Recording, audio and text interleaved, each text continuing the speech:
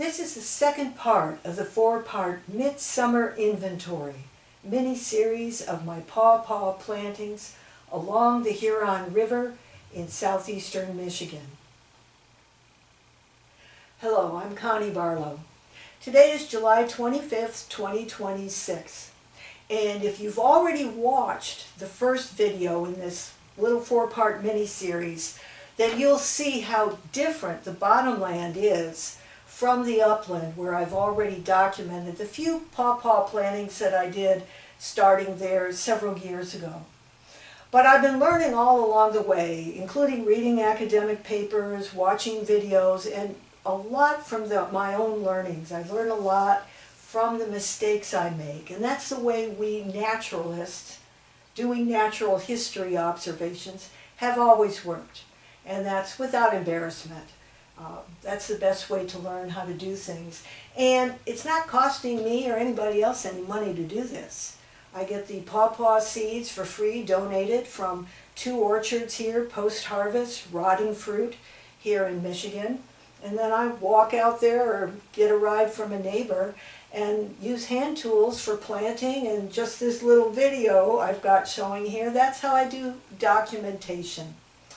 So anybody who's gotten as far as this second video, you're going to see here how different the bottomland forest is. Not just the canopy, which doesn't include oaks. The upland is oaks. But the bottomland, and just the soil having been deposited over time by the river is so rich. It's everywhere where there's sunlight, something's growing there. And so this is where our pawpaw, native to eastern North America, this is where it excels. It's a bottomland species. And you'll see as I'm going on there how I'm talking about ultimately I see pawpaw overtopping the Amur honeysuckle, newcomer, not native here, and also overtopping the PRIVET, newcomer, not native here. But how also I'm adapting to recognizing that neither one of those are going to go away. I don't care if you come in here with herbicides, chainsaws, you do that one year, you're going to have to come in a couple years and do it again. So my strategy, I haven't seen anybody else using it, that the way to deal with those 2 newcomer species that are subcanopy woodies here in the southern Michigan forest, the way to deal with them is to plant the pawpaw, pull out some of the privet, get good sun for the pawpaw, plant them, have them grow up, and ultimately the pawpaw can grow a good 10 feet taller than the Amur honeysuckle and the privet. And the advantages it has is that it will put in a subsurface stem and bring up a rammet, another new stem, further down along the way. It could be as far as 10, maybe 15 feet.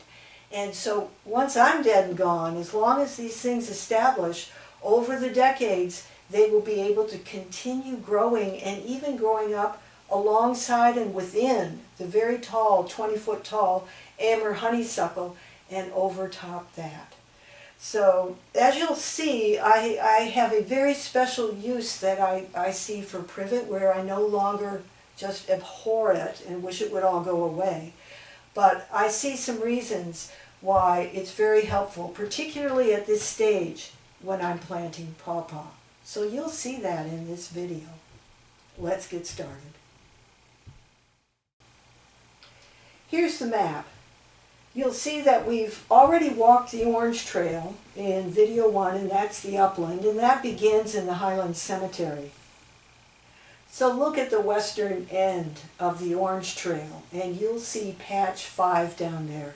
That's where the bottomland begins, the white trail down there as numbered. Now before we actually get to patch 5, as the video opens, you'll see that there's a very special set of seedlings that I planted last year right where the upland trail meets the bottomland, and I call that the portal trees. Stepping down into the bottomland, I've left my stick on the main trail here, and I cut back the nettles about a week ago when I was back here. But let's take a look at the portal pawpaws. These were window pot of 5 seedlings I planted late last summer, and the 2 tallest ones were nipped off, but the 3 smaller ones were not. So thank you, Nettle, and Privet, for camouflaging these. Nobody's going to see you now. So here they are. So there's a total of 3 all growing well together there. And see how light colored that leaf is there? That's just a new one, and it's had a little herbivory off the side. That would not be a vertebrate. That would be an insect or a slug. And then there's another new leaf coming out over there. So this is great. And the 9 germinated seeds I planted back here earlier this summer, in the spring. I'm not even going to try to look for those until late in the fall. They probably will come up, but they may be hard to see this year. Certainly I'll be able to see them next year. All right, let's continue down in the bottomland. So the portal pawpaw is back there somewhere. Here's the trail. The trail crosses the creek and continues here. And this is the patch 5 area, with the farthest outlier here being something I planted last year. I call it 5E, and I planted it 15 germinated seeds on August 4th, so did not see anything last year, but look at the glory of who's coming up this year. A total of 7. 1, 2, 3, and then moving down, 4, 5, 6, 7. And I see no signs of herbivory yet. You see, this is not exactly an area that the deer would be traveling in. It just isn't. It's more the creek over here. But as I 360 around, look at, there's just no way a deer is going to be coming through here. It just isn't. So that is really good news, really, really good news. So here's the creek. We're going to cross over it, and the next patch we're going to go to is patch 5F. It's the only one that I planted totally new this year. So we won't even look at it, though I'll show it from the trail, because nothing, I mean, there'd be things coming up, but I sure wouldn't be able to find them. It's too early to see tiny ones coming up.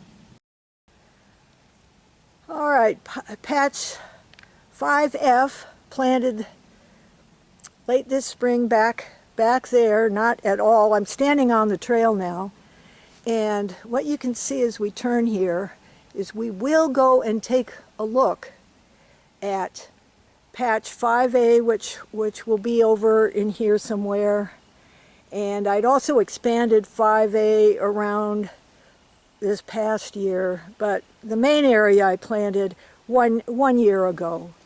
And the obvious thing you can see here too is a cottonwood that has a big hole in it, and there's another north patch that I planted here. And the main way people can see this spot is you're walking the trail, and look at what we have here. Somebody, not me, early last spring or late winter, put marks on some of the trees right along the trail. Again, this is not an official designated trail. This isn't anything down here, but some people use it to get to the river, and because I've been planting pawpaw, I've really kept the trail up in good fashion, so casual people can go through here and not get any ticks on them. All right, let's go take a look. All right, there's the trail down there, the hackberry, coming up this way over to patch 5A, which is where I planted in 2 parts 100 germinated seeds up in this area here, and then 20 germinated seeds over here. But But here's the context. You can see that the deer really don't come through here because there's no way to get through. So I just counted about 20. I wasn't doing a really good job, but about 20 of the pawpaws, and they range from quite tall. Here, I'll show a few of them here. The tall ones anyway. There's another one. And another. And, oh yeah, over here. Oh, and I will show, because this is a good place to see it, a couple really tiny ones here. Again, seeds planted early, germinated seeds early last summer. And another tiny one there.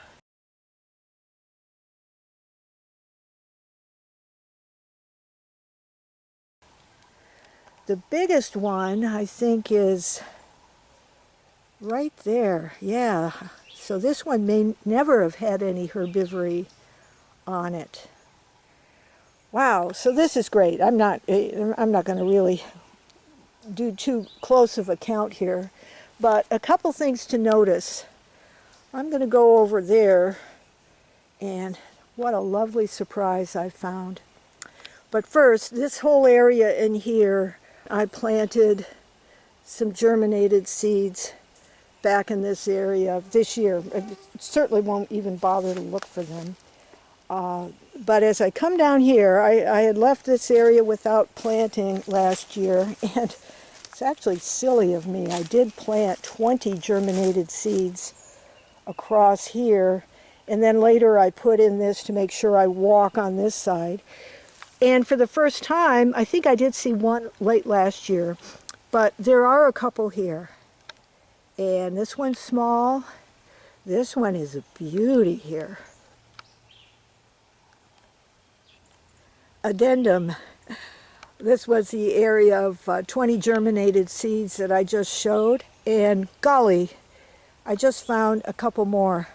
Look at the color of that. When they're new, the color is so diagnostic of that one there. And then we've got a couple more right here. So this is exciting. I'll just have to be very careful to only walk on this side of the branch as I'm going up to 5A in here. And this is still considered part of 5A. And over here, this is 5A extended planted this year. 5A extended. Oh, and this is a good place if I look over here. This is 5F over in there that I planted this year, as I did 5A extended this year.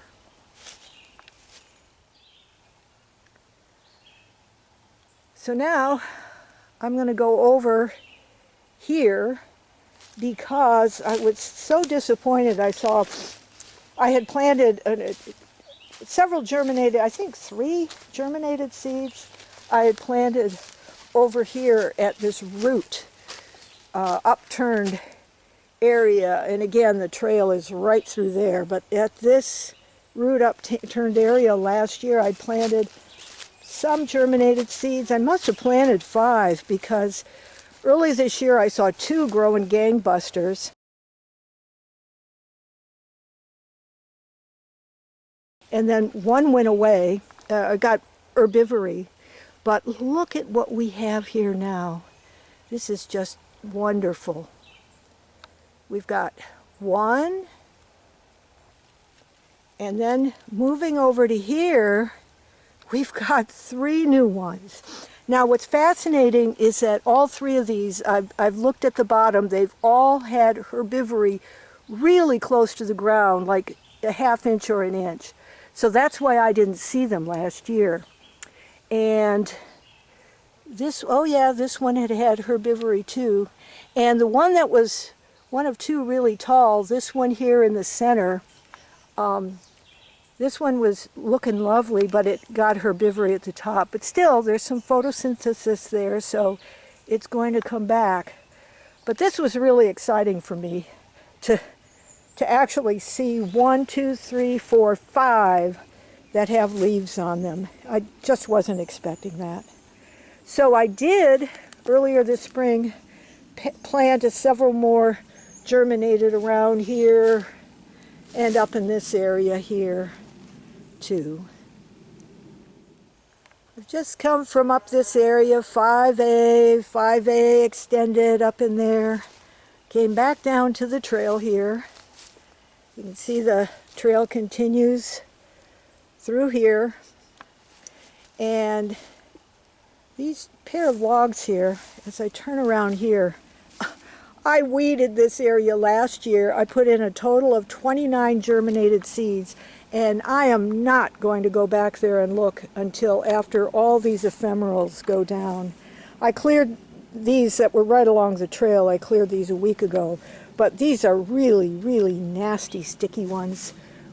Burrs, even at this stage, can stick, so I won't go there. So this is 5B, planted last year, 2025.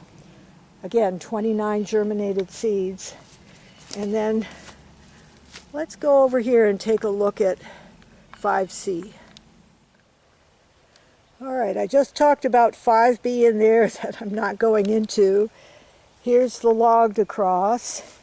And going in here, this is 5C, planted last year with 2 seedlings and 24 germinated seeds. Now, I have put this branch here to signify that I could walk in this area here, and all the planting is from here.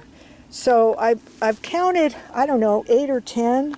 Here you can see these two. These would be new here. I recall that last year both of the seedlings that I had planted from window boxes were taken out pretty low down. Now it's important to know that is not one here. You can see the serrated edges, but this is one below it here. This is a gorgeous one. See, it's got a shiny new leaf coming out of it. Here's a, golly, this is a big one back there. Another one next to it, and then pretty shiny new leaves here. And I thought I saw a really tiny one in here. Not sure. But anyway, this area is doing well. But the problem this area has is a deer could walk through here. I've learned along the way it's very important to try to put things where the deer are not going to be walking. All right, so we've done 5A, B, C. We did E across the river to begin with, F.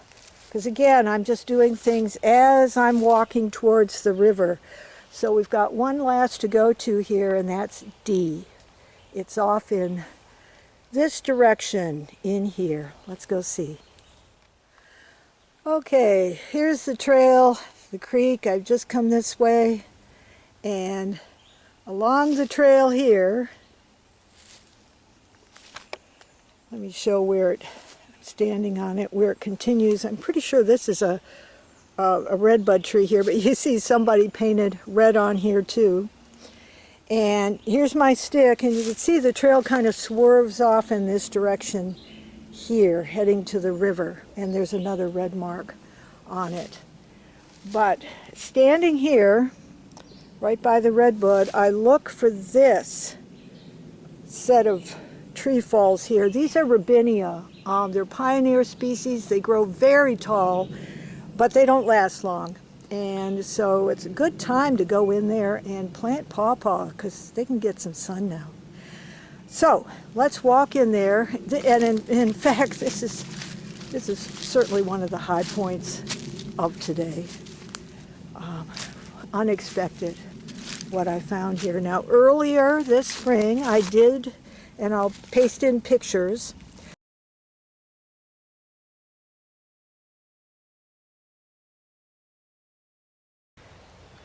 this one here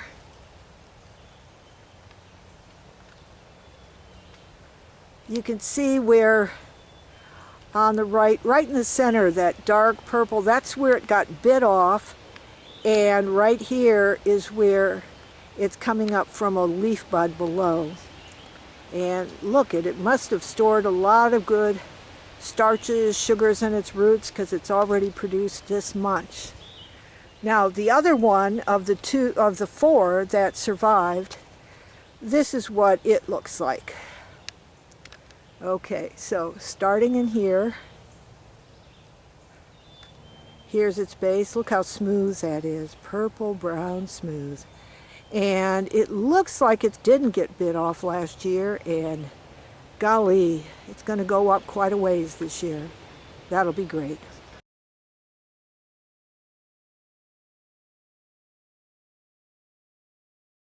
Last year I planted 5 midsummer or so from a window box, and 2 of them I saw this spring. This one, you can see that it still has some invertebrate herbivore, but not doing anything really bad. And I will show, this is exciting. It isn't done yet. It's got, see that color? Really lovely color there of a shiny new leaf coming in. So it'll continue to, I think, growing taller. It's got plenty of photosynthesis there. And then this one. This is the hugest one. Now that the steep slope one is really eaten down, this is the biggest one. And look at that shiny young leaf. It's going to continue going up. No herbivory on that. Now, in addition to that being wonderful, I looked around and this one had gone missing last year. But here it is. It's glorious. So a total of 3 here on July 19th, 2026. And this year I planted a bunch of germinated seeds back in there, and some more back over in this area here.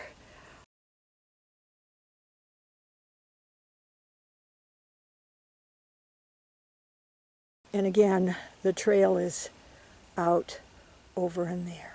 So let's continue on.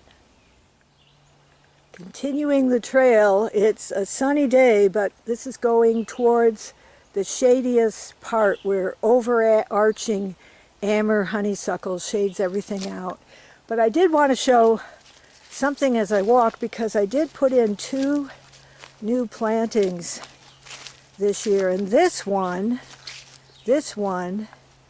the sign for it is, this is a living mulberry tree. It would be a red mulberry tree that had fallen sometime winter or spring, and growing, golly, it was tall, growing way back. It's where it fell.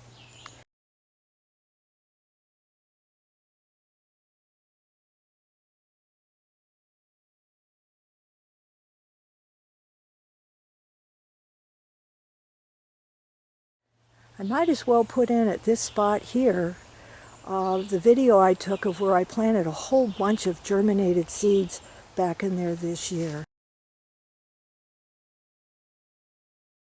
May 29th, 2026. I'm Connie Barlow, and today's my last day of planting pawpaw seeds in bulk. I've planted normally between 200 and even more than 300 seeds each day that I've come out here, and it's really been exhausting. I'm 74 years old. Today I've got 140 ungerminated seeds to plant and 35 germinated seeds to plant. After today, I'll only be planting germinated seeds as they slowly germinate from the ones that I have remaining.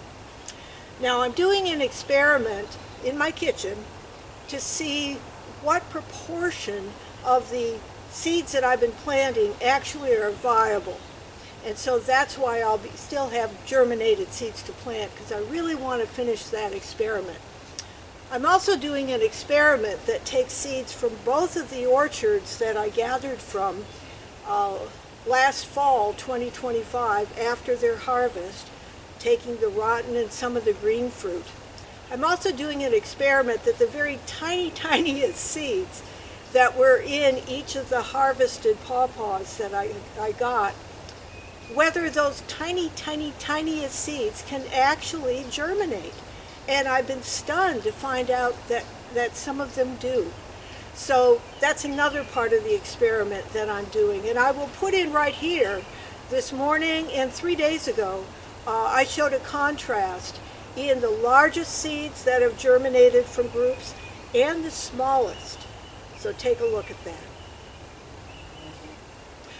Now where I'm standing today is at the last place where I'm going to be planting 100 ungerminated seeds that are going to be half and half from the two orchards. Half of them come from Joe Grant's Pawpaw Orchard up in Midland, Michigan, about here as we Michiganders show it.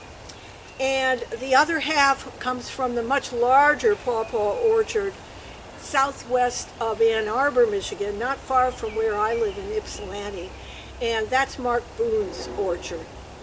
So 3 days ago, I planted 100 of Mark Boone seeds over here on this side of the log, and beyond this two fallen parts here. What I find fascinating about this spot is that it's an example of how I've been planting this year, the sites I've been choosing, based on what I learned last year. I mean, the wonderful thing about being a naturalist and not getting grants and having to publish success is that when I get negative results, that is things that don't work, I can adapt. And so last year, as I've talked about several times here, the negative results were that I was weeding patches, maybe this long, this wide, sometime a little smaller. But that's just an indication to deer in particular, something's different here. Let me go check it out.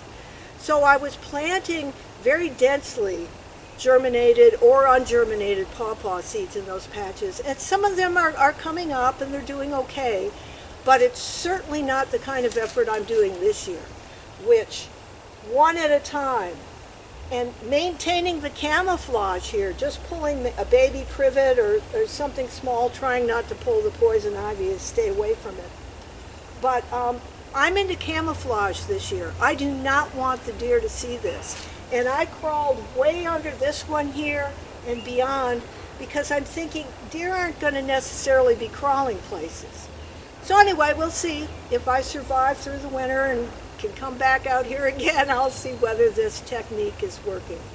But again, I'm going to be planting on this side the final 100 seeds that I have that are a combination of Joe Grant and Mark Boone's pawpaw. And then I have another 40 remaining of Mark Boone's that I'll find somewhere to plant, plus the 35 germinated seeds I'll be planting today, including 5 of the tiniest ones that I've ever seen, and yet they're germinating. In the past, unfortunately, I kind of tossed out the tiniest ones. No need to do that henceforth. So I'll show you what I've done after I finish planting here. All right, maybe 45 minutes later, I just finished planting 100 seeds, actually very pleasant. Only got hit by the nettle once. And I was standing over here when I first gave the talk. And so here is the downed tree here. Okay, that goes all the way back through there. And from where I'm standing here, this is where I used my pack to film from the top of. All 100 seeds are from there over to here, and then coming through here in this area, all in front of there, 100 seeds. And then again, on the other side is where I planted 100 3 days ago.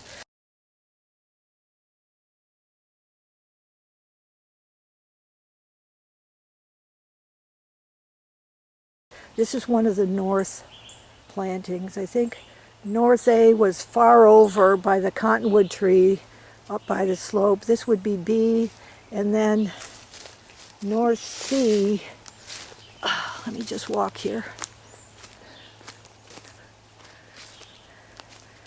come by this log here. Look how dark things get. And again, this is all Amur honeysuckle up here. Makes so much shade and nothing grows. Nothing grows under it here. And once I get to this log here, this is where I did planting North Sea in that area back there. And then of course it continues, and the river out beyond there, and then the main patches back in that way.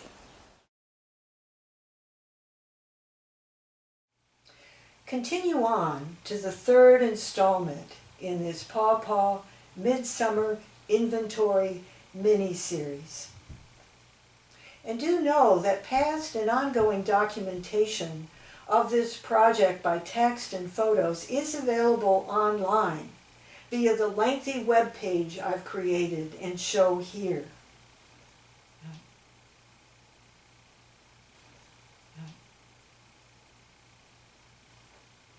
And slowly scrolling down this web page to the linked table of topics.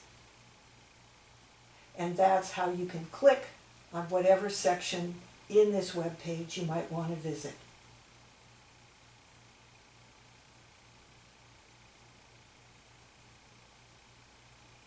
For example, let's click on patch names and data. Patch names and links to planting data and results. And there you can see a map at the bottom.